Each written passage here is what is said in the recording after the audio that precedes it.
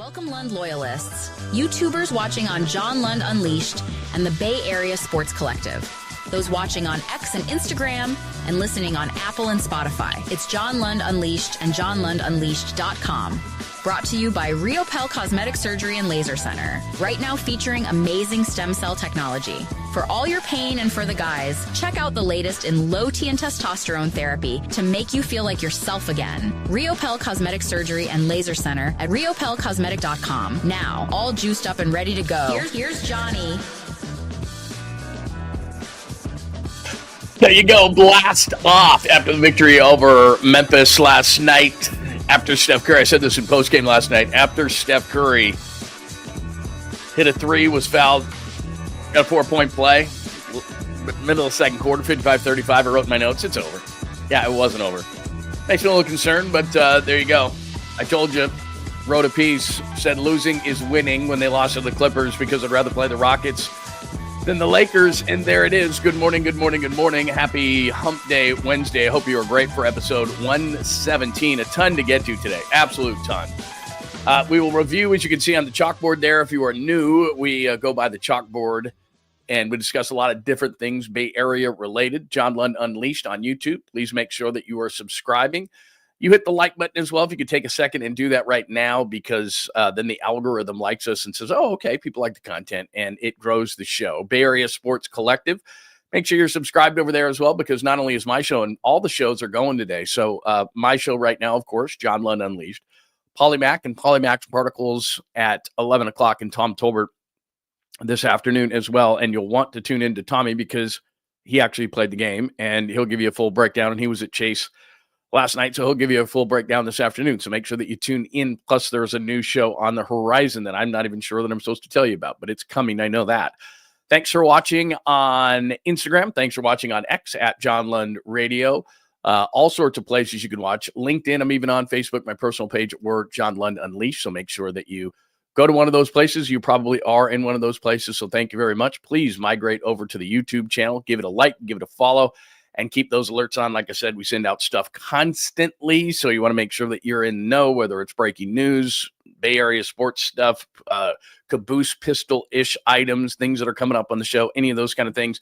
Just go to John Lund Unleashed on YouTube, and you will make sure that you are in the know on everything. Episode 117, the Warriors are officially the 7 seed. They beat Memphis 121-116, thanks to play-in, soon-to-be play-off, Jimmy. If Ja Morant is not hurt in the third when the Warriors were up 82-81, what would this game have looked like? Doesn't matter. As I told you, Steph Curry gets the 4-point play, 55-35. I think it's over. It is not over.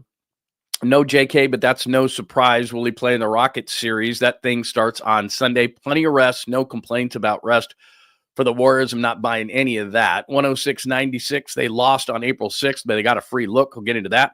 The Giants have a Justin Verlander issue. Draft visits, whether they mean something or not. There's a couple of final ones. Today is the final day. We'll tell you two guys that are here in Santa Clara, I should say, with the 49ers. There was a thing that went viral yesterday, and I think a lot of people missed the point at a national level, and you know because you watch the show every single day, which is much appreciated. I took a shot, not at Peter Schrager, but at ESPN, and certainly it's his first day at ESPN, so I'm not taking a shot at him. Congratulations to him for the new gig. But as I said, I worked for ESPN for many years, and they ESPNize you, and I saw something he did yesterday, put it out there. He responded, as did others who missed the point. It wasn't about his list. It was about what it represents, and I hope they don't do that too inside the NBA, so I will explain that. Sweet, clean, family-friendly caboose pistols, an all-timer today. You cannot miss that to end the show. And if you're new around here, random stuff just happens. The comparison I give it to is you're making a long road trip. You get off the off-ramp, you come back on. Those are the kind of things we do. We make it quick, short, and stay to the point. Good morning to everybody. And by the way, lots of great people in the post-game show last night. We will do post-game shows for all Warriors playoff games. So Sunday night. So we'll be doing 7 days a week. So 8 a.m. to 10 a.m. usually.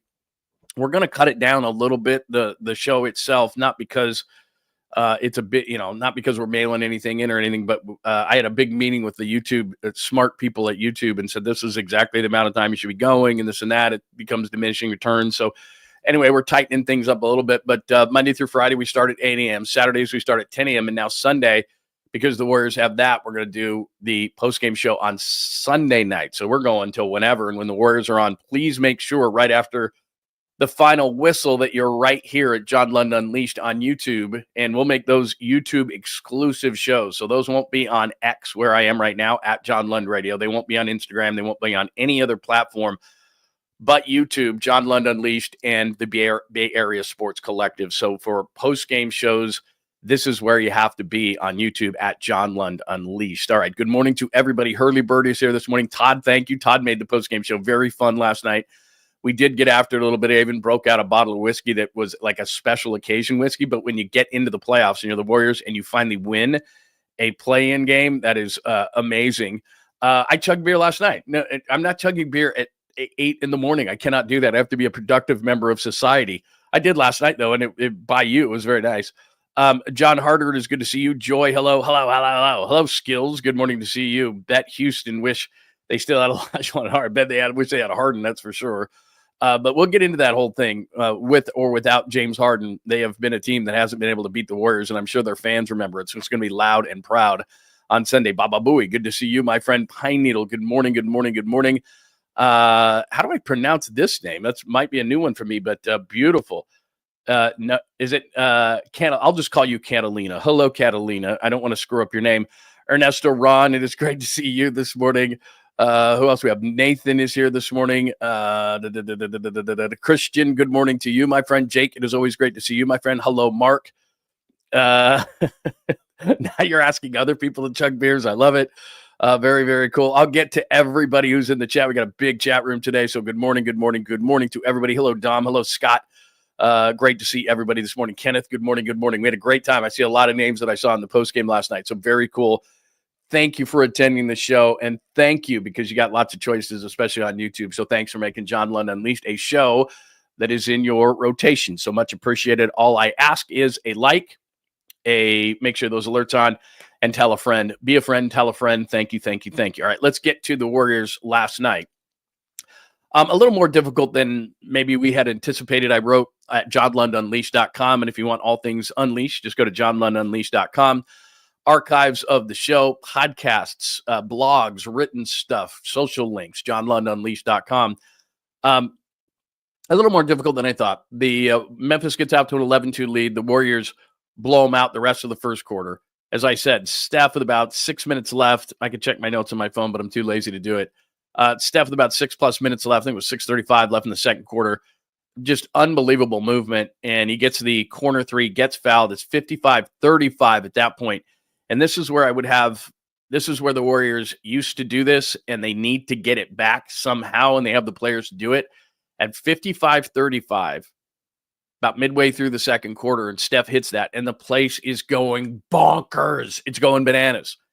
And at that point, with a Memphis team that is down, loses, fires their coach, they got all this stuff going on. They got many reasons to quit at that point because, they got another game, and they're going to play the 9-10 winner to try to get into the 8 to play Oklahoma City in the first round. So you're thinking to yourself, if they just put their foot on their neck right now, this game's over. And what happens? Memphis goes on a 7-0 run. They stay in the game. I'm not going to say dominate the rest of the half, but they pull in 12 at the half. And then the rest of the way, going into the second half, it's a close basketball game, and the Warriors have to pull it out at the end. Play-in Jimmy makes an appearance. Fourth quarter, Steph Curry makes an appearance. And those two guys, basically, they got help in the first quarter and a little bit in the first half. Gary Payton Jr., GP2 played really, really good, and really, really well. And they got Quentin Post hit a few threes early. They got a little contributions there, not a lot from anybody else. I'll pop the box score up in just a second, but Brandon Podziemski, as I said, is a major key to how far the Warriors go. He wasn't very good last night. Moses Moody has got to hit open shots. He wasn't very good last night.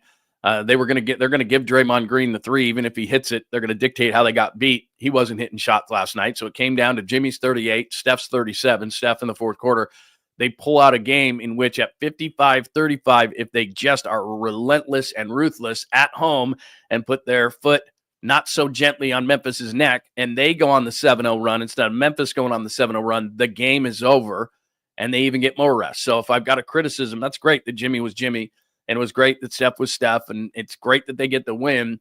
But moving forward, they're going to have to be better than that. And they didn't turn the ball over a ton, and they played really well. But if Ja Morant at 82, 81 doesn't turn the ankle or doesn't step on Buddy Hield's foot, and that was the best thing Buddy Hield did all night long because he didn't do anything else. He provided a foot to be stepped on by Ja Morant, who then turned his ankle and just wasn't the same player when he did return. Desmond Bane tried to carry the Grizzlies, but it just wasn't enough. He was really good last night. So the Grizzlies go to the 9-10 winner. The Warriors move on to the Rockets. So give me your thoughts about that. Let's look at the box score, and then we'll hear from Jimmy Butler and Steve Kerr in just a second. Let me share the screen with you really quickly here and show you I'm going to show you the box from 106.96 in just a second from the game they played last time and what we can glean from those kind of things. But here's the box last night between the Warriors and the Grizz. And the box never tells everything, but 121-116, as you can see right there. Steph Curry, 9 of 22, 6 of 13, 13 for 13 from the free throw line. Some of those were late to seal the game. Jimmy was Jimmy, uncharacteristically going 12 of 18 from the free throw line, but he got there. Between Steph and Jimmy Butler, 25 makes from the free throw line, and I cannot emphasize enough how important that's going to be in the playoffs when the place is going bonkers in Houston because they remember the James Harden days and Chris Paul, and they hate the Warriors just as much, even though it's a different version of the Rockets. When that place is rocking and rolling, the Toyota Center, and the Rockets are going on a 10-0 run, which they'll do, and they're on the verge of blowing the Warriors out of one of these games, Jimmy Butler will get the ball down low or do what he did last night, which was absolutely brilliant. Get the ball at the three-point line, drive to the rim. Nobody could get in his way. And when they did, they fouled him. And that's how early, especially early in the game in the first half, he got to the free throw line so many times. So it just settles everything down. It gives them a chance to breathe. He gets to the free throw line, gets a couple of easy points. Everybody relaxes for a second. The crowd quiets down. There's just so many reasons why you can get the defense set on the other end. There are so many reasons why it's big what Jimmy Butler does because shots just don't always go down. Brad Bajemski, 1 of 7, 1 of 5. So you can look at that and see that. Now you can see also the playoff rotation, which was big. GP2, who gave him some great first half minutes, and Quentin Post, who gave him some great first half minutes. Those guys are probably going to be in the rotation. I don't understand any fascination with Buddy Hield. If he's not shooting, it's a heat check. Is Buddy on tonight or not? If he's not, he's out because he gives you nothing else. Kevon Looney is going to be playing in this series against Houston because of Sengun. Guy Santos, and I'm going to explain Guy Santos' role versus JK in just a second, but Santos gave him some minutes. And what Santos is, and I'll just pop this off the board real quick. Let me explain why Santos plays over Jonathan Kaminga. Let's liken it to there's a job opening, right? There's a job opening. And the job opening is, I don't know, I don't want to disrespect Guy Santos, but the job opening for the Warriors really right now is they've got a post, right? And it's a posting of a job opening. And JK is going for it, and Guy Santos is going for it. Is Jonathan Kaminga the better player? Yes, he is. Is Jonathan Kaminga more skilled? Yes, he is. Does Jonathan Kaminga have a higher ceiling and more potential? That's a bad word in sports. People think it's a good word, but potential is not a good word. Yes, he's got more potential. But the job that is open is dirty work. Who's better at dirty work? Who's better at energy? Who's better at getting on the floor? Who's better at getting a loose ball? Who does the dirty work? You need that on a team. Guy Santos does.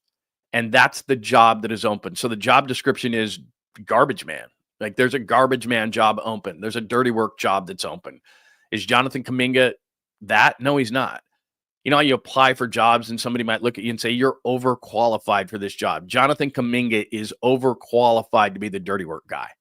And Guy Santos is that guy. So if you were drafting players or if you were putting together a team, you would take Jonathan Kaminga in a vacuum. You would take Jonathan Kaminga over Guy Santos 10 out of 10 times. But the job description that is open for the Warriors is dirty work guy. And dirty work guy, which is the role that is open right now in the rotation, is better served by Guy Santos. That's the deal. I don't know if Jonathan Kaminga is going to play in the playoffs. I don't. Now, what happens in the playoffs sometimes is you get desperate. You get down in a game, the matchups aren't working. And what numbers do is, and that's why people stick by him so much in baseball, because there's 162 games. And the point of all the analytics in baseball is at some point over that long period of time, the numbers will come to the mean or will come to the average, and that therefore you stay with what you do, because over that long period of time, they're going to go to the average. That's the thought process, whether it's right or wrong, whatever. But that's the thought process with analytics in baseball. And the same thing with basketball. Analytics over 82 games. If we stick to this, this is what will happen over a long period of time. Football analytics aren't as big because there's only 17, soon to be 18 games, and the ball bounces weird, and you're not as beholden to those kind of things. And so what happens in a short series, 7-game series with Houston, is all of a sudden now, if certain things aren't working, and I know the numbers say that Jonathan Kaminga does not play well with Jimmy Butler. They're redundant to a certain extent. He does not play well with Draymond Green. And it makes a lot of sense because you have 3, I'm not going to say non-shooters because they can hit threes occasionally, but a defense is going to give those guys the shot. And if Podziemski and Curry are on the floor with those guys, you have 2 of your 5 shooters who are a true shooting threat from distance. And this, in the NBA nowadays, that's not going to do it. So logically, it doesn't make sense to have JK on the floor with those guys. And from a numbers standpoint, it doesn't add up.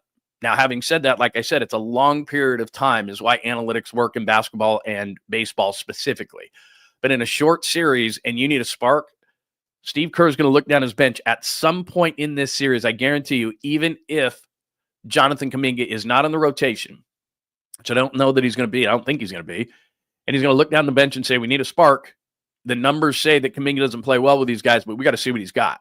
And that's what the playoffs are all about. And then if you give the team a spark, Steve Kerr is going to come into the postgame press conference and say, you know what, we're going to get Kaminga some more minutes. That's how it's going to work. That's the only way that he's going to get into the rotation, is that they're down 15 and he looks down and says, I got to give Kaminga a shot and see if he's got a spark for us. Or somebody's going to get in foul trouble early. Butler gets in early foul trouble, whatever the case may be, and maybe he gives him a spark that way. That's the only way he's going to be in the rotation. If everything is the way it is, like it was in game 82, like it was in the play-in game, Kaminga probably doesn't have a role, although logically you would tell yourself, wait a minute, Houston's really athletic. Jalen Green is athletic. Amen Thompson is athletic. There's got to be a role for this guy in this series. And maybe there is. I don't see it.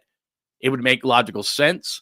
It's unfortunate because Kaminga got hurt and then the Warriors were rolling and they couldn't slow down the train and say, okay, let's find where your niche is going to be.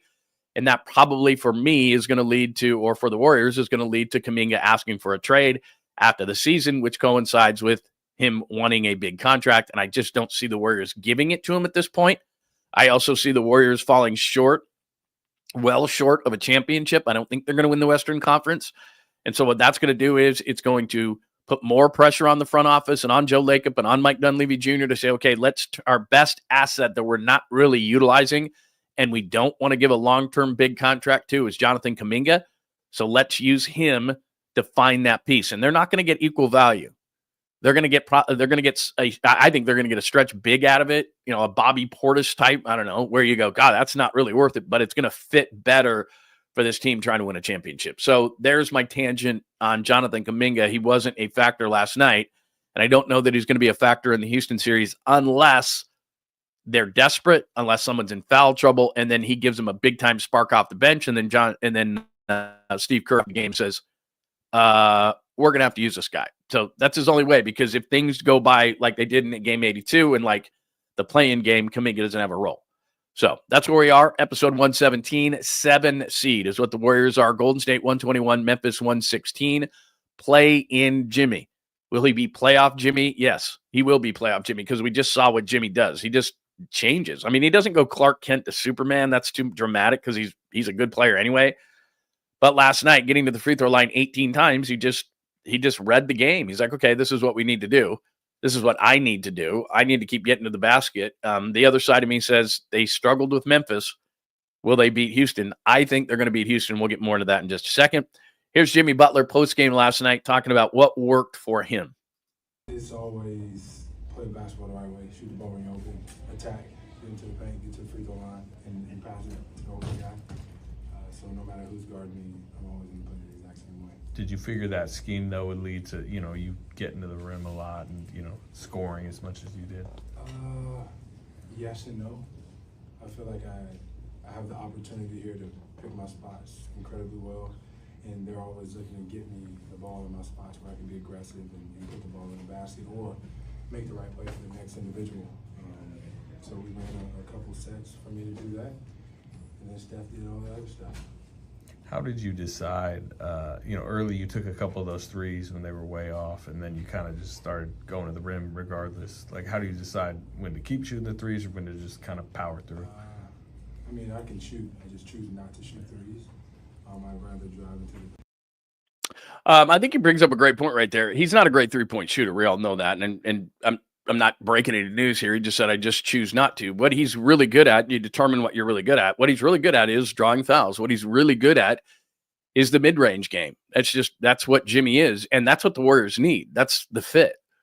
You look at your roster and everybody wants superstars and everybody wants an Olympic team and everybody wants fantasy, but it's about fit. And the thing that Jimmy Butler did and why they have such a gaudy record since he arrived is he's an inside guy, and they've got outside guys. They've got Steph Curry standing out on the perimeter. They've got all these kind of things. So to even things out and to spread the floor a little bit, all of a sudden you got Jimmy Butler inside, and we saw it last night. He only hit 12 of 18 free throws. That's unusual for Jimmy. But it puts the other team in a bind where it's like, what do we got here? Now, Houston's going to be tough in the regards of they have length. They have athleticism. They've got it across the board, and they, on paper, a lot of people are like, well, they're the 2 seed, they're going to win. What's interesting here is, let me start popping some stuff up from this standpoint. Saw this morning. The Warriors are actually the favorites. And look, Vegas is about money, and everybody can talk their trash and say this and say that and scream this and scream that. But when it comes to money, that's the bottom line. They're almost 2-1 favorites over the Rockets. So in Vegas, as my dad always used to tell me, is not built on losers. That the type of hotels and all the things that they have in Vegas, it's not because we all went there and won. We might have won for a second. I've won early in the process in Vegas, and by the end, I'm losing a bunch of money. And the money that I had stashed away, I'm going up to the hotel room to get it after too many drinks. That's just kind of how it works. But the Warriors are the favorite in the series, which I think is really interesting. Here's the schedule of the series so that you can plan your life around it. 420, ironically enough, they can't lose on 420, can they?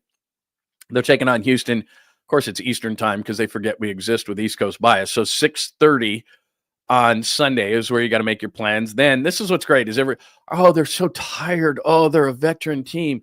They don't play till Wednesday. So Sunday, the first round is so elongated. Look at this. Sunday, Wednesday, Saturday, Monday for the first 4 games. So they got plenty of time to rest between games. They play 4 games in 8 days. So it's every other day kind of a situation. So TNT 6:30 on Sunday, TNT 6:30 on Wednesday. Saturday, then, sorry, you got to tell your significant other, 5:30 on ABC on Saturday back here in San Francisco. And then game 4, 7 o'clock on TNT on the 28th. And then from there, we'll see what is needed. But plenty of rest between games. So Sunday, Wednesday, Saturday, Monday is what the schedule looks like. And the Warriors are the favorite. Here's Jimmy Butler talking about last time, April 6th, Houston won 106-96.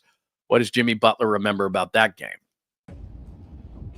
One of your guys' collective worst games in this stretch. What do you kind of remember from that game? What didn't work? turnovers. Yeah. We turn the ball over a lot. Can't win whenever they get so many more possessions than we do. We take care of the ball, then we'll be in a good spot. And that's the Warriors in a nutshell for years and years and years and years and years and years and years and years and years. Don't beat yourself. If the Warriors don't beat themselves, they're a pretty damn good team, but a lot of times they do. Let me pop that box score up this is from April 6th, and just along the lines of his point, I know that Curry's box in and of itself jumps out to everybody, and I understand that. But if you look right here, let's see, go down to the Warriors, right here, 20 turnovers. They beat themselves. I mean, that's just what it came down to, is they beat themselves. They had 20 turnovers on the night. Now, Steph Curry was defended, and I'm going to go into this whole thing that I've talked about. They gave the Warriors a free look. Steph Curry, his worst career game when playing 30-plus minutes. It includes regular season, playoffs, 30-plus minutes for Steph Curry. Worst performance ever at 1 for 10, 1 for 8, and 3 points. I'm just going to say maybe he's going to be a little bit motivated. They only lost by 10 at home, and you look combined, Jimmy Butler had 13 and Steph Curry had 3. I'm going to go out on a massive limb here and say they're going to combine for more than 16 points in every game of this series. Jimmy went to the free throw line just 4 times in 33 minutes. Steph Curry did not go to the free throw line in his 33 minutes and was absolutely miserable. There's just nothing about it. Now, Brandon Podjemski's got to have a game like that, I think, in the series. Went 7 of 14, 4 of 9 for 19 points. He's got to be a complimentary piece. Jonathan Kaminga played in the game for 19 minutes, so maybe there is a role for him. I see Looney having a role because of 𝐮𝐬𝐽. You're going to need a veteran in there to deal with that. I do think Post is going to have a role in this series because I think pulling him out and, he only played 7 minutes in this game, but having a stretch on there is a big deal. Buddy Hield was good, Buddy, that night, 7 of 14, 6 of 11. Again, he's a heat check guy for me. Uncharacteristically, Gary Payton, look at GP2, 7 of 14, 2 of 5. I don't expect him to get 16 points. My point is that between the 20 turnovers and the way that Butler and Curry played, and they only lost by 10, I think that's just, as I've been talking about, that's what they got a free look, essentially, because if you look at the record, 52 and 27, they were going to be the 2 seed regardless. I'm kind of surprised that they did what they did. So they went balls out. They went all out against the Warriors to win this game and, I don't know, send some kind of a message, which is vastly overrated in sports. So they went all out. And I think that free look that the Warriors got of how aggressive they were against Steph Curry on the night, and it worked, and congratulations to them, but now it's a different series. And I think the Warriors will figure out the Rockets. I said that before the series even started. I said that yesterday when I thought that the Warriors would beat Memphis, although it was a bit of a nail biter. They did. I did write the piece at 𝐿undUnleashed.com that I would rather play the Rockets in the first round than the Lakers. And so they played an extra game. And all this talk about rest, they don't play till Sunday. So what's going to happen is they're going to rest today, come in for treatment. On Thursday, they'll come in and they'll start implementing the game plan. They'll do more on the court on Friday. They'll probably fly out late Friday, have a practice on Friday here, fly out to Houston late Friday, have a shoot around at the Toyota Center on Saturday, and then the game is Sunday. And so they're going to have plenty of rest. Rest is not going to be an issue. Being tired, fatigued, I hate those questions. When I hear them, I want to puke. Because I've been covering the league for so long that if you asked anybody, and I've said this many times, old school wise, with Jerry Sloan, when I covered the Utah Jazz and was doing the beat there, whatever the case may be, they literally walk from the podium and smack you. I mean, it is what it is. It's the playoffs. Nobody cares if you're tired. So there's no excuse in this series about tired because they're going to get off from today to Sunday. It's not that bad of a flight to Houston. So from today to Sunday, they have off. And then as I just pointed out, they're going to play 4 games in 8 days. There's no issue from Sunday to Wednesday is their rest between game 1 and game 2. So there should be no excuse whatsoever of any kind of fatigue for the Warriors. And I do expect them. And look, there's going to be a ton of energy in that building in game number 1 at Toyota Center. Those fans, even though it's a totally different crew of guys from Jalen Green and 𝐮𝐬𝐽 and Amen Thompson and Fred VanVleet and that crew versus what Harden and Clint Capella and those guys used to be. But it's not different to the fans. They see the Warriors colors and they're going to hate the Warriors, and it's going to be loud. And that game 1 is going to be really interesting. But to me, and this is what I said about Oklahoma City, it's what I say about Houston. Even though Houston has some more veterans that have played in playoffs, and Fred VanVleet has won a championship at the Warriors' expense, although thank you, basketball gods, for the injuries to Klay Thompson and Kevin Durant. But nonetheless, the ring is the ring, and Fred VanVleet got it. So you do have a guy like that on this team, but by and large, this is a really young team who has not done it. Their main components have not done it, have not even played in playoff games. And Dillon Brooks is their version of Draymond Green in terms of being a hothead, and he's good for at least a couple of technicals. And while he's trying to get the Warriors out of their game, and that's one thing that I know Steve Kerr is going to remind Draymond Green, even though he doesn't need reminding, that's Dillon Brooks' number one goal is to get Draymond Green out of his game, to get technical fouls, to make him lose it. That's what teams do. They put it on the chalkboard. They put it as far as the bullet points, and that will be Dillon Brooks' number one job. And the one thing I'll say about Draymond Green is even though he didn't agree with the last 2 fouls that he committed, and he did commit them, and the one at the end was really stupid on an inbounds play, and they just can't have him do that and foul out of games that are that critical, even at that late juncture of the game. He walked away from the official. He did remark one time, and in the playoffs, they generally give you a little bit more than they would normally give you, but they kept him away from the official, and he behaved himself for the most part and has done that and has said to us in the past that he can do that. And so as long as he's not removed from games and doesn't remove himself from games and doesn't get out of his game and realize what Dillon Brooks is all up to, then he should be completely fine. So I think they're going to win it. I think they're going to win it in 6 games.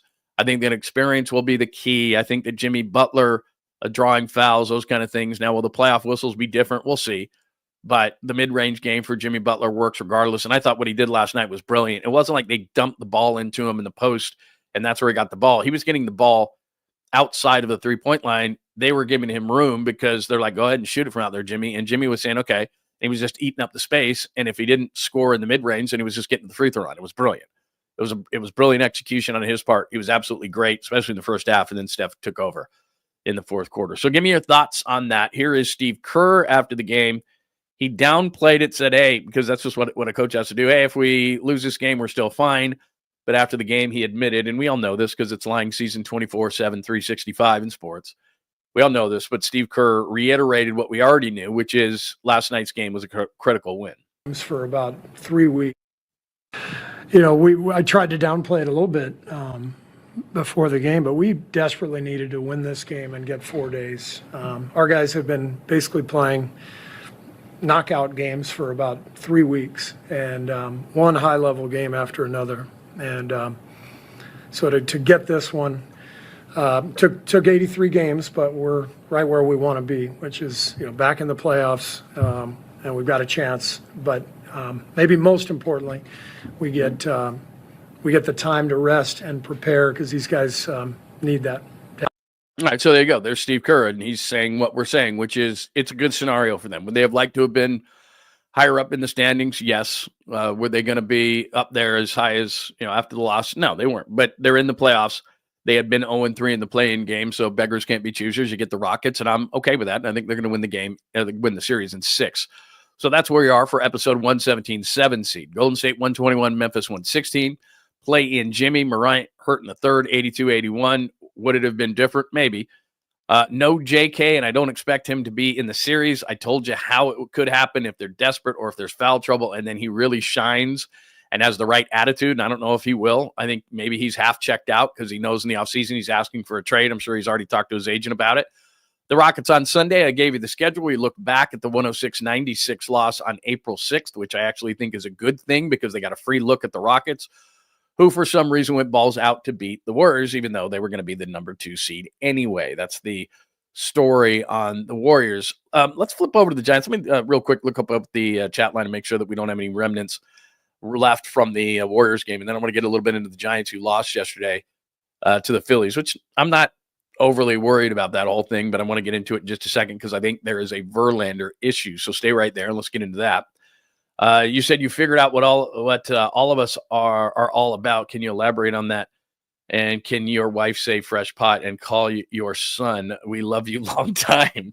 What did I say last night? We figured what we were all about. I don't remember that. And believe me, I had, like I said, I had beers here because I knew you would ask me to chug, and you did, my good friend Todd. You and Nathan were all over it. It was awesome last night. You guys made the show last night. It was a lot of fun.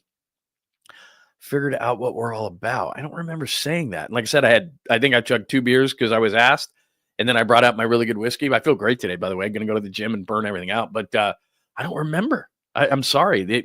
You said you figured out what all of us are all about.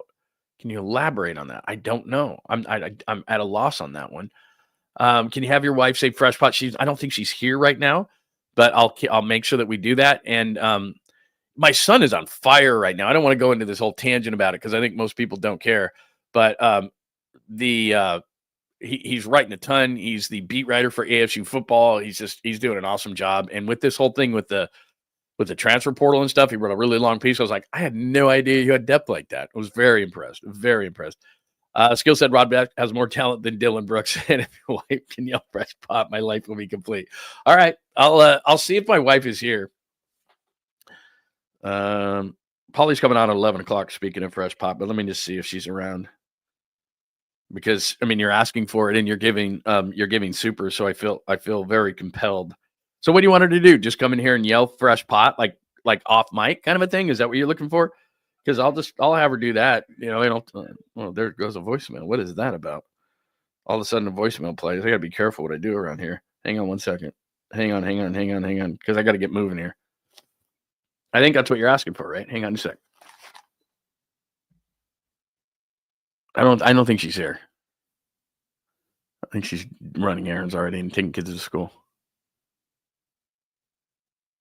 Yeah, I just reached her voicemail. I think she's on a call. She works for a living. I just scroll around.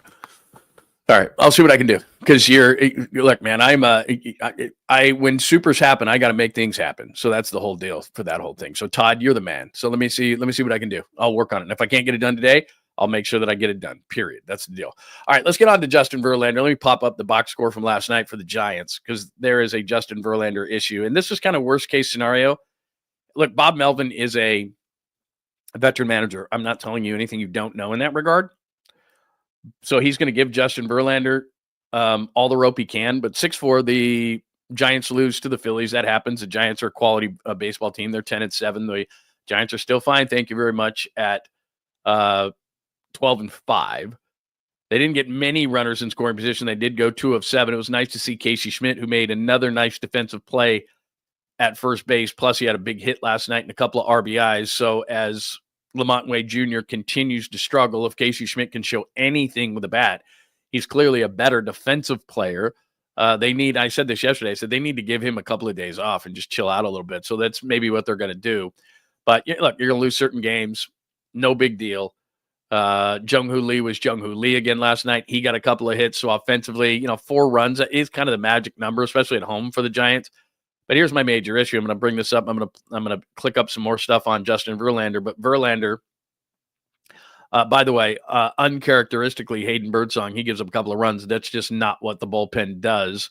So there's Justin Verlander right there, 5 2/3, 8 hits, 4 earned, only struck out 1, gave up a home run. His ERA sits now at a tidy, not so tidy, 6.75. So they've got themselves what I think is a Justin Verlander issue. And so as I came in today, I thought, well, we're going to talk about Hayden Birdsong. And Birdsong was not great last night. I'll agree with that 100%. But I think that Hayden Birdsong, who's never been in the bullpen before, is a starting pitcher in this league. And essentially he's waiting in the wings to see who isn't going to make it as far as the starting rotation is concerned. Logan Webb obviously is staying in the rotation. Robbie Ray is off to a great start. Jordan Hicks had been good up until his last start. Let's keep an eye on him. I'd rather see him in the bullpen. I've said that a million times, so I don't need to say it again, but I just did. Landon Roop had 20 swings and misses, so if you look at his overall numbers so far, they wouldn't be impressive. And even in that first game against the Phillies, if you looked at box score only, you would say that Landon Roop wasn't that good, but he had 20 swings and misses, and so Landon Roop has been fine in the rotation. Thank you very much. And then that brings us to Verlander. 6.75 ERA, has not gotten through the 5th inning in any of his starts. He's 42 years old. He's an amazing name. He's going to the Hall of Fame. He's married to a supermodel. His life is excellent. Nothing he does in San Francisco is going to tarnish his Hall of Fame resume, but everybody, Father Time, undefeated. Don't care if we're talking about Steph Curry, LeBron James, Tom Brady, whoever the case may be. Athletes are having themselves in better shape and elongating their career more than ever and being effective into later dates than they ever have been. So when we talk about the technology that we have and this device that you have on is telling you that you're tired. No, I'm not tired. Beep, boop, beep, boop. You are tired. You need a rest. Like that's just what's happening. So it's making players effective longer, and it works. And Justin Verlander is one of those freaks. He's a Nolan Ryan. He's got the rubber on. Like he could snap out of this. There's no question about it. But my major question becomes, and it's too early to do this, but how long do you give Justin Verlander? Because one of the strengths of this team clearly so far has been they've hit the ball. They've hit, especially on the road. They hadn't committed an error on defense. The bullpen had been virtually spotless. They'd gotten enough from their starting rotation. I wouldn't say that it's a hammer starting rotation. I think it does have the potential to be very, very, very, very, very good, but it's not there quite yet. They're still tinkering with some things. But as we look at the rotation right now, and if we just said, okay, if you just had to put them in order right now, 1 through 5 of who's the best and who's to the worst pitcher, very simple. Logan Webb is always going to be number 1. Robbie Ray has been the number 2 starter to this particular point. I would probably put Landon Roop as the 3rd best pitcher. I would put Hicks as the 4th because last time he had a big hiccup, and clearly Verlander's the 5th. Now, if Roop was having these problems and pitched like Verlander and had a 6.75 ERA at this point, Landon Roop does not have the resume clearly of Justin Verlander, and Landon Roop would be out of the rotation and Hayden Birdsong would be in. That would have already happened. But Bob Melvin, they gave him $15 million, which is not a ton, but it does buy you some equity. And so now you look at Justin Verlander and you say, we're going to give him time. But how much time do you give him? Even if he's Justin Verlander, and even if he's earned extra time, and even if he's a Hall of Famer, he hasn't done it here. And you have baseball games to win, and you can't screw around. This isn't Little League. So Justin Verlander has had 4 starts. What does he get? 6, 7, 8, 10? I mean, basically in a year, you get 30 to 33 starts. So he's not close to any kind of numbers like that. Do you give him a third? Do you give him 10 starts? Do you give him 8 starts? I mean, a lot of it depends, too, on exactly what he looks like. And there are all these different kind of metrics that tell you how a pitcher is pitching, and maybe there's some bad luck, whatever the case may be. But given, and we talk about this all the time, I hate the term small sample size. It just means that's what we have to go on. So to me, what we have to go on so far is Justin Verlander hasn't been very good. And as I point out on the chalkboard there, near the bottom, Verlander issue. How long do the Giants give Justin Verlander? Longer than Landon Roop, longer than Jordan Hicks, but they can't do it forever. And you have a guy in Hayden Birdsong, and I haven't checked the minors lately. It's not what I do, but there's a bunch of guys down there, including Kyle Harrison. So they've got to make a decision at some point, because if they aren't competitive in baseball games with Justin Verlander, then they owe it to the team. And that's the other side of it too, is there's a fine balance and fine line between the team, and the players know it before us. The players know the game a lot better than we do. And so they start looking at it going, wait a minute. There's competition all over the diamond. If I don't play well, I get replaced. And I understand that Justin Verlander is a Hall of Famer, but at some point in the clubhouse, the murmurs start. Like, this guy's going to the mound again? That means we have to be perfect. That means the pen has to be perfect. It means the offense has to score 6 or 8 runs. Like that, it puts pressure on everybody, and everybody knows, like, this guy's not giving us a chance to win. And I don't care what his name is. After a while, it becomes, there's a better guy right there, and his name's Hayden Birdsong. He's better. Or there's a guy in the minors, one of the Carsons, one of the 900 Carsons they have in the minors. Maybe they're better. At least what you've got to do is you've got to go to Justin Verlander at some point if this continues and say, look, we're going to handle this as delicately as we can, but you've got to strain, my friend. Wink, wink. You got to strain. And then you go work on some stuff. You know, he goes off to the side. He works on some things, whatever the case may be. Maybe it's a mechanical issue. I don't think it's a mental issue, because Justin Verlander is an extremely confident guy. I've talked to him after 2 starts so far. I've talked to him after both walk-offs, actually. They won those games. The Willie Adames walk-off he started, didn't pitch well there. And then the Mike Yastrzemski walk-off home run, he pitched that game as well. So they've gotten lucky in his starts to have a couple of walk-offs. Last night clearly wasn't the case, as they lose 6-4, but the offense is having to carry the pitching staff. And we know, as far as the Giants are concerned, especially when they play at Oracle Park, that's not going to be a recipe for a lot of success, that your offense bails out pitching. That happens on occasion, but not very often. So the offense has had to bail Justin Verlander out on a couple of his starts. He doesn't have a win on the season. I'm not panicking on Justin Verlander. All I'm saying is there's a Verlander issue that bears watching right now, because they're going to have to handle this in a very delicate situation. And when they do, and if he continues to pitch this way, they're going to have to go to him. And I know that Buster Posey can do it, and I know that Bob Melvin can do it, because I've handled it before, and just say, look, Justin, we're going to put you on the injured list. You're going to have a strain, and we're going to work on some things on the side, and then we're going to get you back in the rotation. And if it doesn't work at that point, then, you know, it's not like you're putting Justin Verlander in the bullpen. I don't think Justin Verlander is ever going to pitch out of the bullpen. But just because he's a Hall of Famer, and just because his name is Justin Verlander, and just because of who he is, that doesn't mean that you get to just go out there and pitch and pitch and pitch and pitch. Nothing is guaranteed. It's not Little League. You know, everybody's got to play 2 innings. It's not that way.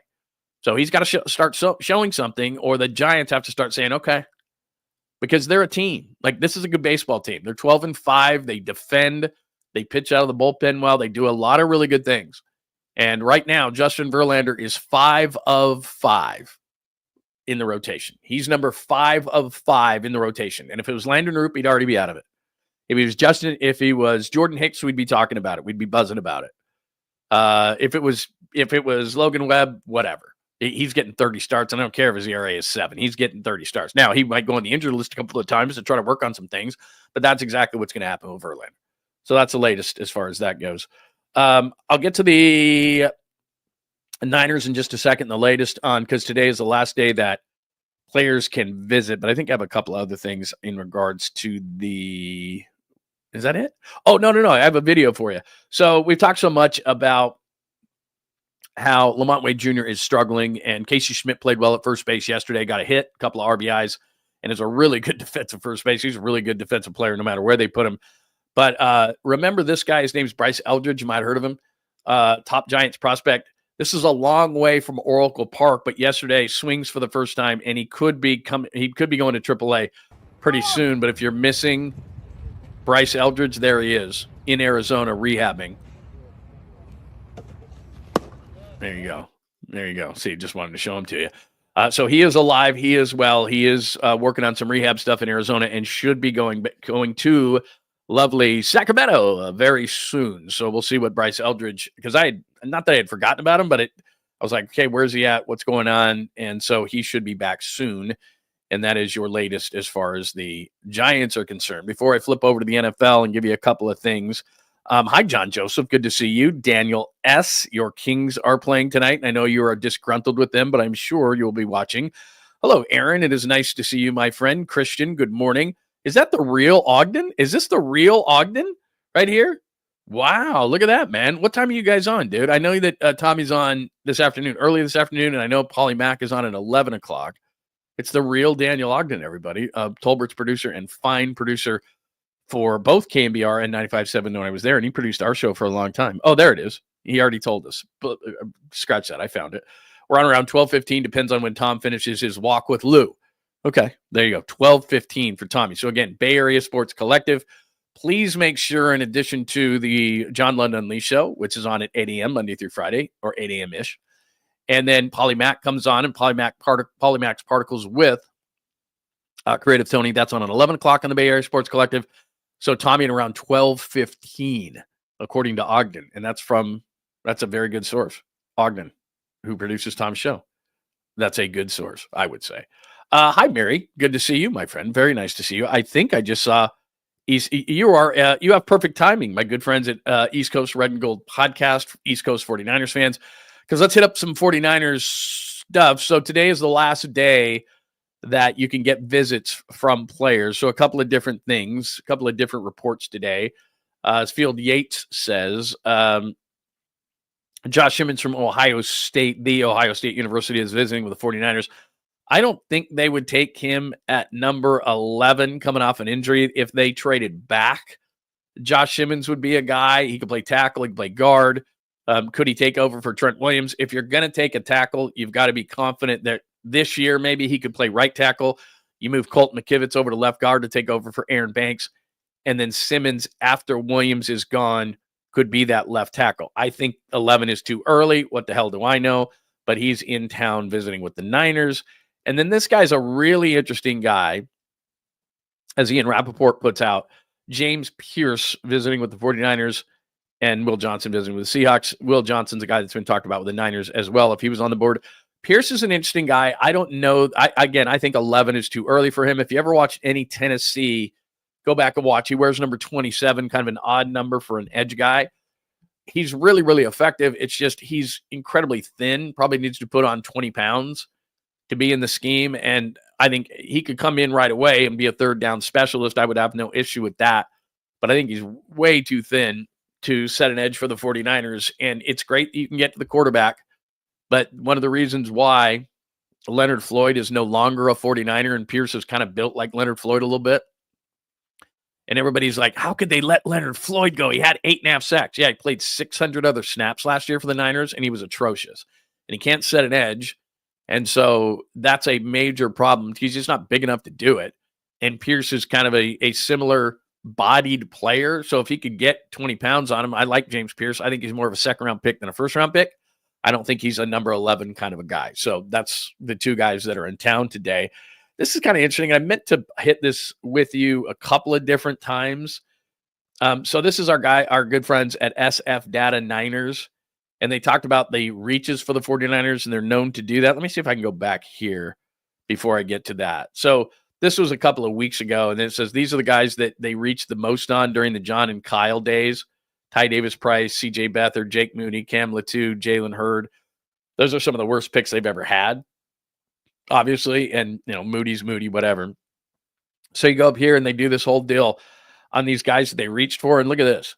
Like, stop reaching. Mitch Wishnowsky, I'm not a big draft the punter guy, but Ty Davis Price, Joe Williams, Sam Womack, Trey, Beathard, Banks, Moody, School, Marcel Harris, who was a safety turned into linebacker. Heard it was just injuries. Pettis, obviously a bust. Latu, 3rd round, bust.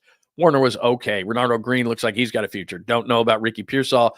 Dre Greenlaw was great. Julian Taylor, whatever. 7th rounders, 𝐬𝐻 and P T. So a lot of these guys that they reached for absolutely bombed. I mean, look at Ty Davis Price, Joe Williams, Womack, Lance, Beathard, that whole group right there, just brutal. So I guess what I would say is that you're going to reach, you're going to have your board, you're going to have things go your way. And when guys kind of bounce where they're supposed to bounce, then that's fine. The only guy on that list that you say, well, that quite wasn't a reach is Dre Greenlaw, obviously. Renardo Green, too. He's pretty good. Don't know what Ricky Pearsall is going to be, but some of these guys in this list, I mean, between Pettis, Latu, Hurd, School was a late rounder. I'm not ripping on him, but Beathard, Lance, Womack, Williams, Ty Davis Price. My God, man. I don't know. You might want to look at some strategy here. So anyway, that's the latest as far as the 49ers go. Give me your thoughts on that as we approach the draft 8 days away. And we will have draft coverage right here. Not only will I be doing it, but Bay Area Sports Collective. And then something happened yesterday that went viral. It was interesting. And it was a very innocent tweet on my part. And I think it was taken the wrong way.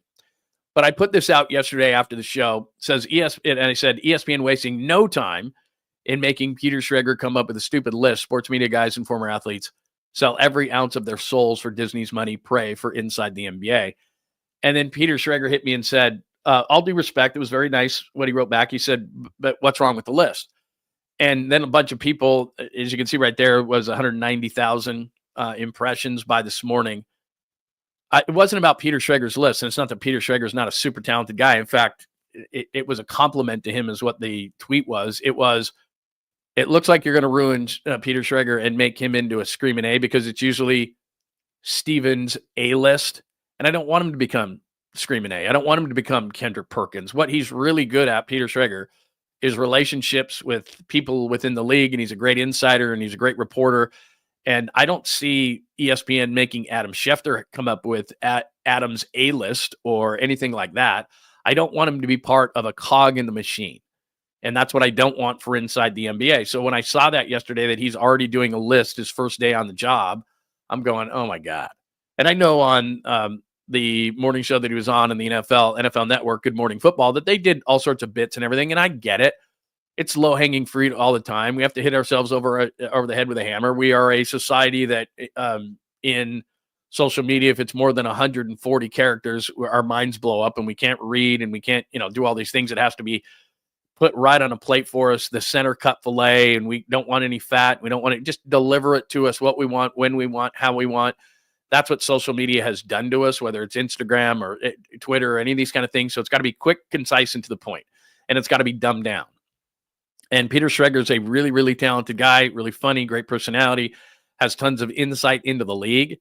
And my point was not about his list. That's irrelevant. The point is that everybody, and you know this term because I've used it a ton of times on the show because I worked for ESPN for years, they ESPNize everything. So they send out, I told you this, they send out emails every day. This is what the research shows, research. This is what we should be talking about. It's a really tight rotation. I understand what they do, and I understand why they do it. And it's very simplified, and it's a business, and it's about money, and I understand that. But I don't want Peter Schrager to become screaming A. I don't want him to have to come up with dumb opinions. I don't want him to have to be outrageous to get clicks. I don't want him on the morning shows. Do you see guys who work for ESPN at a really high level ever on the stupid shows during the day, during the screaming debate shows? They don't do it. It's Kendrick Perkins and it's screaming A. Is Bob Myers on those shows ever? No, he's not. Is Joe Buck on those shows ever? Nope. Is Troy Aikman on those shows ever? No. Is anybody with any ounce of credibility? Is Reese Davis on those shows? Is Kirk Herbstreit on those shows? Rarely. And if they are, then it's like on the Greenberg show, which again, still is borderline as far as that stuff goes. And I can see Peter Schrager, because he had success in the morning, being on the Greenberg show, the Get Up show sometimes. But I'm talking about like being on First Take and all these shows where it's like screaming, yelling, you take this side, I'll take that side kind of a thing. I just don't want to see this guy who's talented do that. And so when I see Peter A's list, it's like Screaming A's list, and I'm thinking to myself, they're going to make him that. When his strength is relationships and being kind of a more personable Adam Schefter and giving us insight, because later on in the day, he was on with Pat McAfee, or earlier in the day, whatever it was, he was doing the car wash yesterday at ESPN.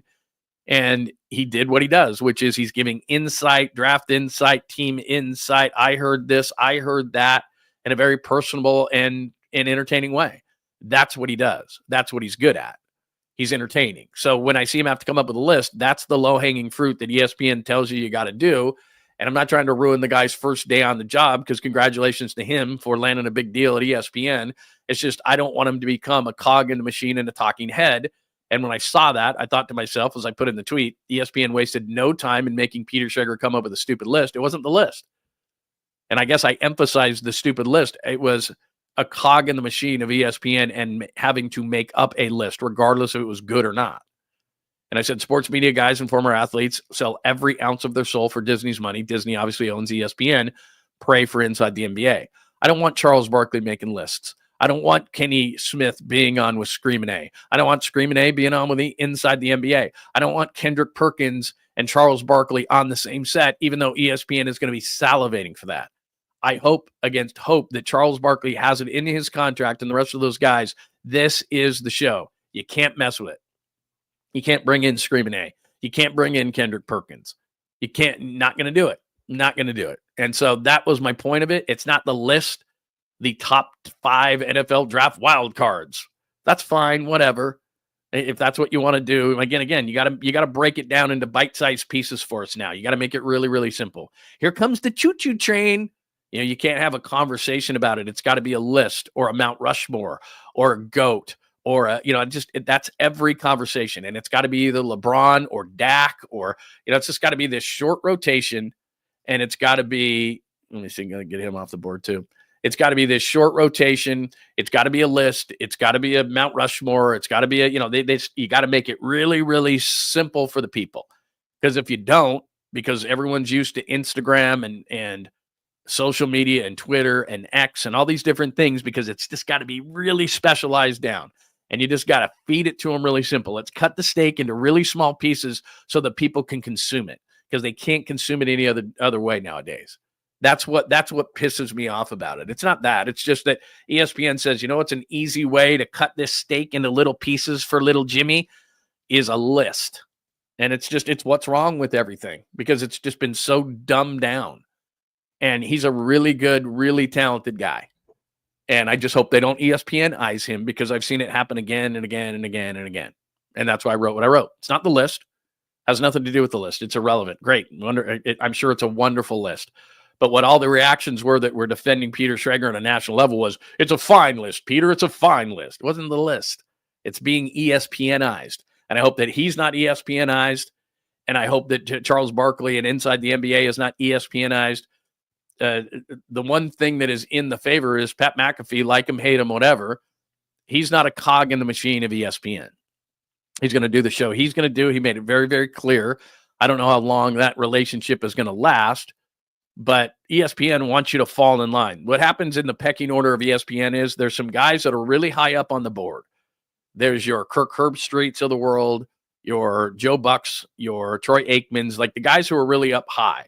And then there's a lower class of grinders and workers who are there for a short period of time, and then they just burn out on ESPN.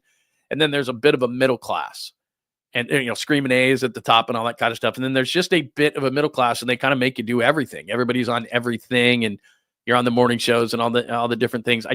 I want them to have him do what he does best. And I just hope he doesn't fall into having to be on all those morning and day shows where they scream and yell and everybody has a fake opinion. And, like one of the Morris brothers now is on their NBA stuff, and he is Kendrick Perkins Jr. And it's clear that they're just saying, say this, say that, say this, say that. And he just says the craziest things ever. He said the Grizzlies are going to beat the Warriors yesterday. His reasoning was so stupid. Screaming A yesterday said Matt Ishbia, the owner of the Suns, is fast becoming the worst owner in the NBA. Really? Do you know the guy that he replaced, Robert Sarver, and how bad of a guy he is? talking about. Like, it's all preconceived crap. It's microwave dinners, you know? I mean, that's what it is. And there's no depth or anything like that. And it's just day after day. And we all want to get clicks in this business. And we all know what it's about. And we all sell our soul to the devil to a certain extent. But yesterday I looked at that thing and I'm like, damn, they're starting with lists on daytime shows. Is it going to turn into that? Because Schefter doesn't have to do that. And they're insiders. They're guys that they respect. They don't have to do that. Troy Aikman doesn't have to come up with a list. Joe Buck doesn't have to come up with a list. Like, they don't have to do it. So I saw that and I thought to myself, because you and I have had this conversation before, ESPN inside the NBA is going over there. And I'm just thinking to myself, it is whether you like it or not, whatever. It's entertaining. It's funny. It's good. They don't know, a lot of times they're not watching the game. They don't know who's coaching who's Shaq. And they don't know who a lot of players are on the same. Like, I don't care about that. I'm just looking for the entertainment value of it. And Charles Barkley doesn't have to make lists, and neither does Shaq, and neither does Kenny. They don't have to make lists. They don't. The show's good enough on its own. It has been procured through time that it's a really good and entertaining show. And they don't need a list, and they don't need low-hanging fruit. And they don't, they may be sophomoric at times, and I am too, man. It's fun. I get it. But they don't need a list. They don't need bite-sized pieces. They don't need to break it down. They know it. And so I think they're smart enough, or their agents are smart enough, and I'm sure that certainly Charles Barkley has conveyed this to his agent and conveyed this. And one of the reasons he signed with the Evil Mouse was that I'm sure he told them, look, we're going to be more like Pat McAfee. We will be on ESPN, but we will not be cogs in the machine. Are they going to put Charles Barkley in all the morning shows and have him say outrageous things? Now, he says outrageous things on his own, but I doubt that Charles Barkley is going to be a regular on, Stephen A. Smith's show on First Take. Like, could you see Barkley on First Take every day? I'd just be like, oh, so sad. I mean, that would be sad to me. So anyway, there's my rant. What else do we have? Oh, we have a great Sweet Clean Family Friendly caboose pistol for you. So here's where we are in the chalkboard. Thanks for joining us on episode 117. The latest, that was ESPN Schrager, where we had the viral thing, and he asked me, what's wrong with my list? And I'm like, it's not the list itself. It's becoming ESPNized. That's the issue I have, because I worked for him for years, and I know. ESPN, so we get into that. Episode 117, Warriors of the 7th seed. 121-116 over Memphis. Play in, which is now to be play off. Jimmy had 38. Morant hurt in the third, 82-81. How would that have changed things had he not been hurt? He did. He was hurt. It was the best thing that Buddy Hield did all night, was have his foot stepped on. I thought that they had it at 55-35 when Steph had the 4-point play, the 3-pointer in the corner on amazing motion. And I thought the game was going to be over. No JK, and I don't expect him to be in the series. Rockets Sunday. They got a free look on April 6th, 106-96. They lose, but a free look that I think is going to come in handy. Thank you very much. There is a Justin Verlander issue that bears watching with the Giants that we got into. Draft visits. Josh Simmons, Ohio State offensive lineman. James Pierce, edge rusher, Tennessee. The last couple in. Today's the last day for that. ESPN Schrager, I just got done talking about that. Do I have anything else across you before we do the Sweet Clean Family Friendly caboose pistol? One other quick thing. I'm sorry to bitch and moan about all this. This cracks me up. I'm not saying I would take Travis Hunter off my board, but I would certainly be very weary of Travis Hunter. I'm sure he's a nice kid. He's an elite football player, but a kid is not going to come in who's accomplished nothing in this league and tell me how I'm going to run my team. Travis Hunter says he won't play football at all if an NFL team tries to limit him to just one side of the ball. How about this, young man? You haven't proven shit in the NFL. You're nothing. It doesn't matter. There's been more hype players than you fall flat on their face. You're an incredibly talented kid. But if I was a general manager for a football team, and I had my first meeting, or a coach with a football team, and I had my first meeting with Travis Hunter, I'd say, first of all, we are really glad to have you, young man. We're excited. There's a reason why we drafted you. We're very excited. Having said that, after all the pleasantries and all the niceties, which you always get on your first day of your job, right? It's everybody loves you and they roll out the red carpet and everybody's really nice. I remember when I started doing mornings in Detroit, the first day, and it was 5:00 in the morning. We went on the air 6 to 10. And at 5:00 in the morning, the first Monday that we did the show, they literally had a carpet from the bullpen area where you sat and you prepped the show to the actual studio itself. There was a red carpet rolled out, and there were donuts and coffee, and salespeople were there at 5 o'clock in the morning, and the program director was there, and it was this big party. I walked in, I was like, oh my God, should have showered for this. It was 5 o'clock in the morning, and they rolled the red carpet out, donuts, bagels, coffee, streamers, sales staff, program director, general manager at like 5 in the morning. I'm like, this is the greatest place I've ever worked in my life. Guess what happened on day 2? Nothing. No one. No donuts, no coffee, no nothing. That was it. Well, that's what Travis Hunter's going to get. Oh, man, we drafted you. You're the greatest. This, that, the other. They fly you in, take a bunch of pictures. Everybody's smiling. They're holding up the jersey with the number 1 on it. Day number 2, coach takes him in the office, says, look, man, that shit you were saying about you're not going to play if you're not playing on both sides of the ball, we're going to dictate where you play, how much you play. And this is the NFL, son. You played a bunch of games. You played every snap at Colorado. There is no Iowa State. There is no Central Missouri. There is no, whatever the team is. No offense to Brock Purdy's alma mater. It was just the first name that came to mind. We'll play you as we see fit. What's Travis Hunter, 182 pounds? Look, maybe I'm 100% wrong.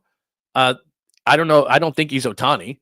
I mean, it's so rare to think you're going to play in the NFL, the most physical sport on earth, with some of the best athletes on earth, and you weigh 182 pounds, and you're going to get your butt handed to you left and right, and neither of those positions are easy to play, and you think you're going to master both of those positions?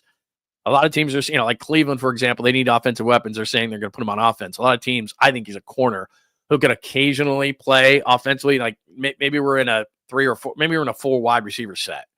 And until you can prove otherwise, we'll see. But we'll see what your skill set is. But we don't even know what your skill set is. We don't even know. Like, it's hard to master one side of the ball. It's hard to master being a great corner. How about you try that?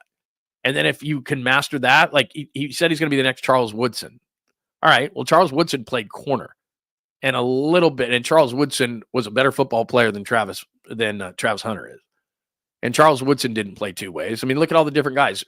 Deion Sanders, your coach at Colorado, better football player than you, Travis Hunter.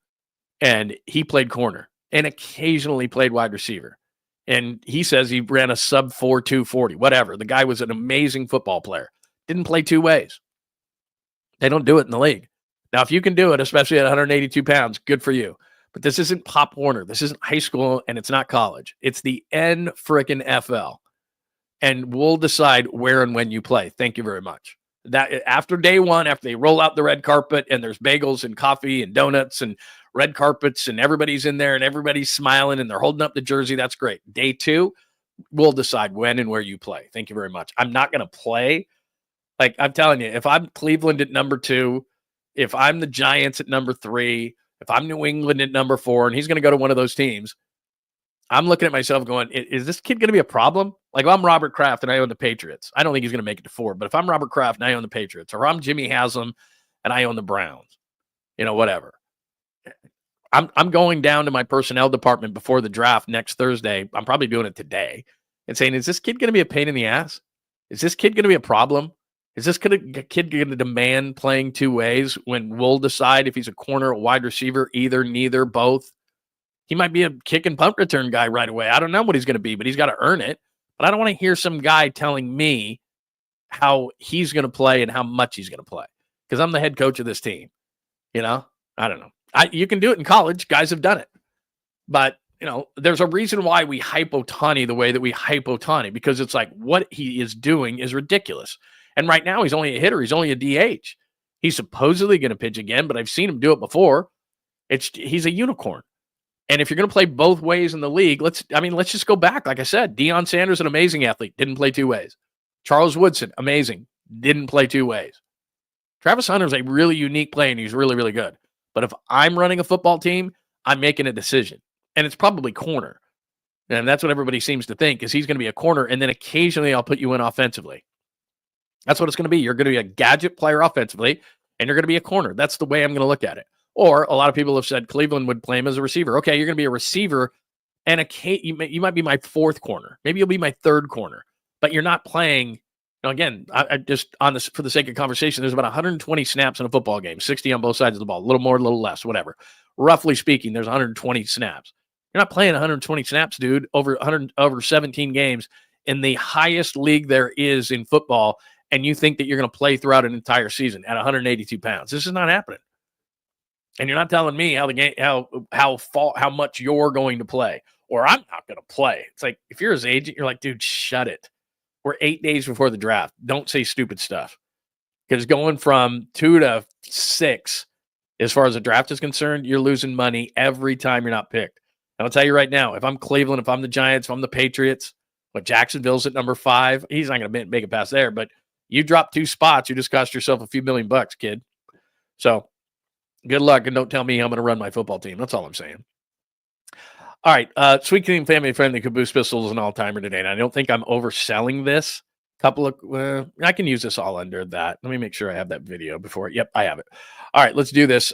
Sweet, clean, family-friendly caboose pistol time. Amazing caboose pistol today, and I do not think, I hope I'm not overselling it, but I do not think I'm overselling it. So this is how we end every show, caboose pistol time.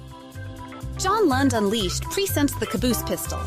Wedged in the crack of her buttocks. Somehow, someway, Lundo thinks this is the best way to leave a final impression on you for the day. The old caboose pistol, everybody has one. Did you say caboose pistol? I know some women who could hide a machine gun in there. Yeah. Leave me out of this, you weirdo. Here's John.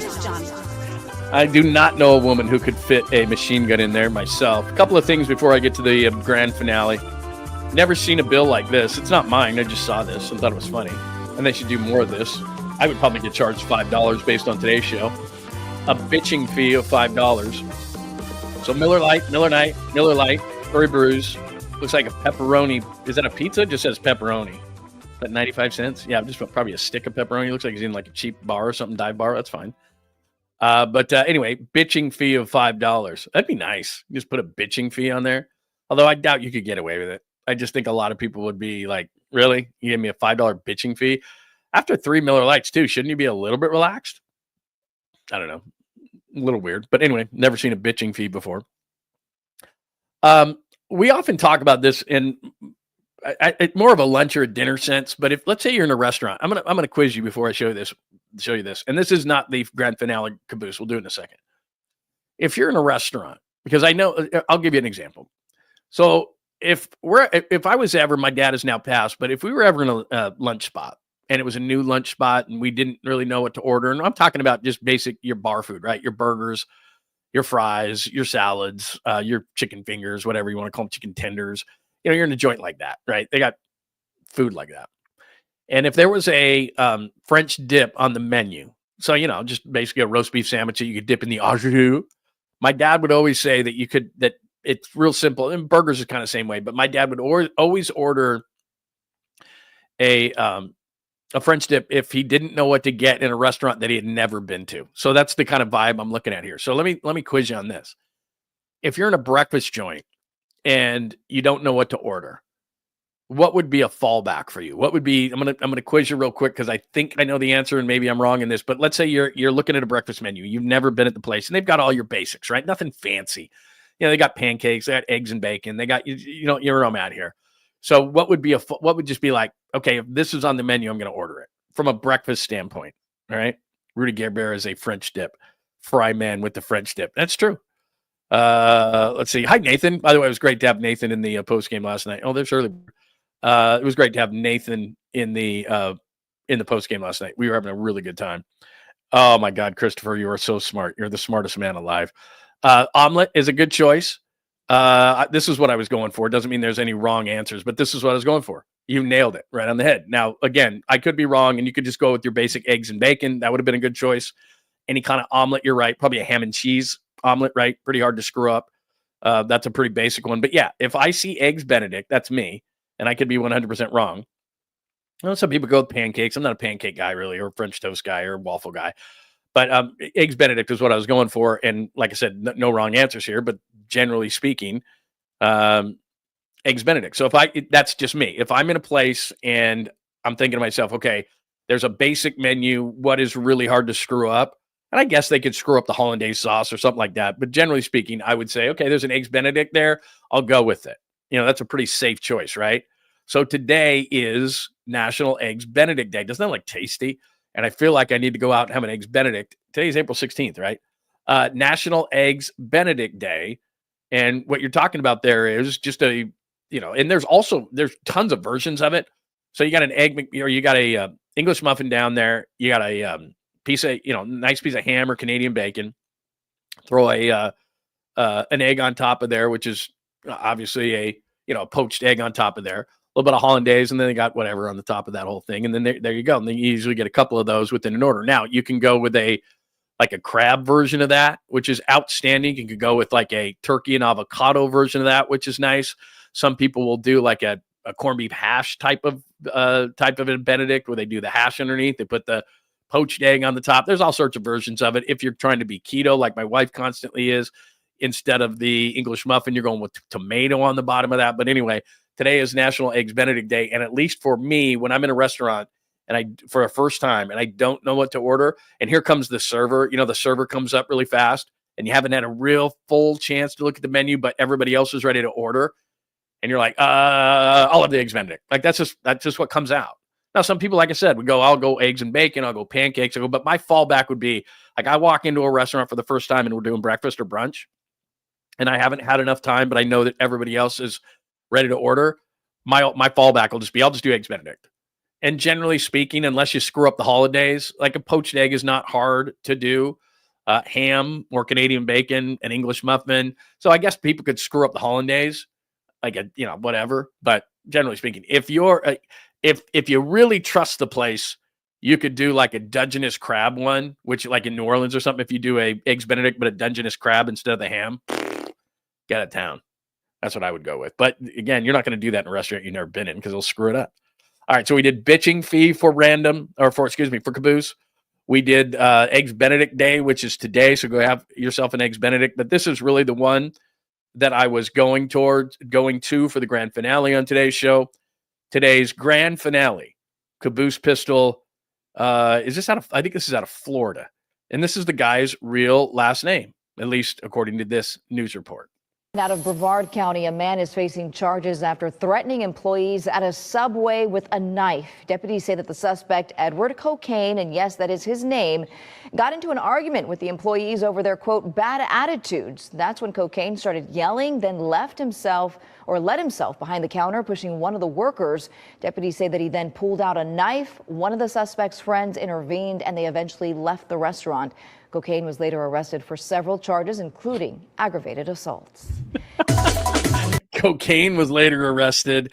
I don't know. That's outstanding. One of the best ones of all time. I got to play it again. County, a man is facing charges after threatening employees at a Subway with a knife. Deputies say that the suspect, 𝐸𝐻𝐿, and yes, that is his name, got into an argument with the employees over their, quote, bad attitudes. That's when 𝐸𝐿 started yelling, then let himself behind the counter, pushing one of the workers. Deputies say that he then pulled out a knife. One of the suspect's friends intervened, and they eventually left the restaurant. 𝐸𝐿 was later. I just want to intervene for just a second here. If a guy's last name was 𝐸𝐿, Edward 𝐸𝐿 in this case, wouldn't that guy, he just looks like his name is 𝐸𝐿. I don't know. There are certain people like, your last name is not 𝐸𝐿, and I still don't believe that his name is Edward 𝐸𝐿. But if someone's name was Edward 𝐸𝐿, that would be what I would imagine Edward 𝐸𝐿 would look like. Maybe that's just ironic, but anyway, there you go. I like when they say 𝐸𝐿 was arrested, all that kind of stuff. His name is Edward 𝐸𝐿. Could you imagine being saddled with the name 𝐸𝐿 as your last name? Mr. 𝐸𝐿? Like, anyway, table for 𝐸𝐿, and people would look at you and laugh. Like, what an idiot. Just said 𝐸𝐿. Hey, come on, man. Like, stay away from 𝐸𝐿. 𝐸𝐿 was arrested. Like, there'd be all sorts of issues with 𝐸𝐿. And, sir, your last name? 𝐸𝐿. No, seriously. 𝐸𝐿. No. Come on, sir. How do you spell it? Mr. 𝐸𝐿. Like, oh, my God. Publicly? Yeah. Unfortunate. Probably would change it, I would think. Anyway, true story. And I guess that's the guy's name, Edward 𝐸𝐿. And that is today's sweet, clean, family-friendly Caboose Pistol, and that is a Wednesday edition of the show. Did I oversell that? I don't think I did, man. Shout out Eric Clapton, exactly. He's all right, she's all right, she's all right. Edward 𝐸𝐿. There you go. Edward 𝐸𝐿. Yeah. 𝐸𝐿 always ruins the party. Edward 𝐸𝐿, he always ruins the party, man. So anyway, I don't know that that's a legit name either. I'm not so sure, but there you go. Yeah, California style. Isn't that California style Eggs Benedict? Isn't that Oh, that's bacon, spinach, tomato. Okay. I think that the turkey and avocado was for some reason. But anyway, there you go. Eggs Florentine. That's a solid pick, Frank. Solid pick. Yeah, that's very good. You can't go wrong with that. All right. Very good. All right. Everybody have a tremendous day. Let me make sure that I hit all the starred. Todd, I owe you one too, because like you said, I'll go back and I'll try to think more about this, that I figured out what you're all about. It's just all love. I'm not sure. But and can you have your wife say fresh pot and call your son? I'll make sure that I get those things done. I owe you. I will not forget. Thank you so much for the supers today. Thanks for hanging out with John Lund Unleashed. Please remember, hit the like button. It's really, really important. So before you get out of here, please hit the like button. Much, much, much appreciated. Make sure you're subscribed to John Lund Unleashed on YouTube, as well as the Bay Area Sports Collective. Polymac coming on at 11 o'clock. 12:15 is Tom Tolbert. We have an official announcement of a new show coming up as well. So make sure that you stay tuned for that. Thanks for watching on X today. You can always put your comments down below the show or on X at John Lund Radio. LinkedIn, Facebook, and Instagram. Thanks for watching as well. Everybody have a tremendous Wednesday. And unless news breaks, we'll talk to you tomorrow at 8 a.m. Thanks for hanging out with John Lund Unleashed. We'll try to be better next time, though I wouldn't hold my breath. Please like and subscribe on the John Lund Unleashed Pod YouTube channel. Watch live shows weekdays at 8 a.m. on YouTube, Instagram, and X. And make sure to have your alerts on for shows throughout the day or night. All things Lund can be found at johnlundunleashed.com. johnlundunleashed.com. Goodbye!